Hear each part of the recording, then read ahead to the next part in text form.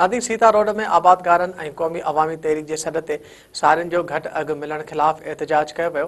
इन हवाले से पेश आहे सीता रोड में अज़हर मेमण की रिपोर्ट। जी नाज़रीन, जीअं त हींअर असीं मौजूदु आहियूं सीता रोड जे मसरूफ़ तरीन रेलवे फाटक चौंक ते।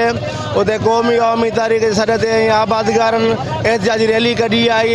उन हवाले सां अचो त असां अॻवान सां मिलूं त मेहरानी सां वीचार कीअं पिया वंडनि।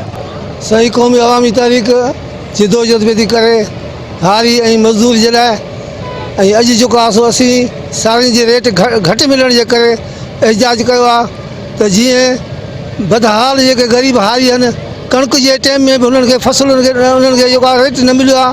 हिन महिल वरी साड़ी जो टाइम आयो आहे, वरी बि हिननि खे 2200 ऐं 2000 रुपया रेट लॻो पियो आहे। इन में मुआशी ख़तरे मां असीं सम्झूं था त हीअ असांखे हथु वठी ऐं जेको आहे सो आबादगार हारी खे ही भॼाइण था चाहिनि। हिननि जी मक़सद आहे त ज़मीनूं न कनि या त हे ज़मीनूं छॾे वञनि, असां मल्टीनेशनल कंपनी खे विकिरो करे ॾियूं। हीअ 34 हाणे अॻु में 10% हुया, हाणे हे 34% थी विया आहिनि। हिननि खे पैसो खपे, हिननि ग़रीबनि ते हिननि जो को अहसासु कोन्हे। असांजो मौक़िफ़ इहो आहे त सिंध हुकूमत हारी दुश्मन आहे, आबादगार दुश्मन आहे। हारी खे हर शइ महांगी ॾिनी थी वञे, ॿिज महांगा ॾिना विया आहिनि, भाण महांगो ॾिनो वियो आहे, दवाऊं महांगी ॾिनियूं आहिनि। जॾहिं साड़ी तयारु थी आहे हींअर 2000-2200 साड़ी जो रेट ॾियनि था।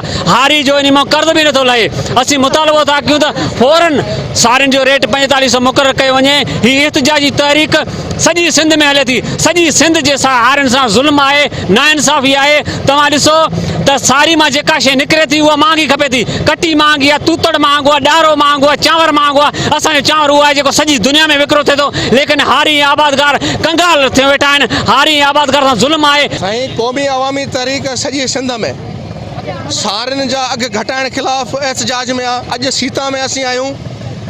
क़ौमी अवामी तहरीक सम्झे थी त गुज़िरियल 2 सालनि खां हीअ जेका हुकूमत आहे, वफ़ाक़ी हुकूमत ऐं सिंध हुकूमत, जंहिं तरह सां ही हारियुनि ऐं आबादगारनि खे तबाह करण जी जेका हिननि साज़िश रखी आहे, हीअ चवनि था थी आबादगार हारी जेके आहिनि पंहिंजो जेको आहे सो ज़मीनूं सस्ते अघ में विकिरो कनि थी, जे करे हीअ रेट हिननि लाहे छॾिया आहिनि। कटी जेका आहे सो 4500 रुपया मण खपे थी, साड़ी जेका आहे 2000। हीअ किथां जो इंसाफ़ आहे? असांजो मौक़िफ़ इहो आहे त हीअ जेका पीपल्स पार्टी आहे ऐं वफ़ाक़ी ऐं सूबाई हुकूमत आहे, इहा आबादगार ऐं हारी दुश्मन साबित थी आहे।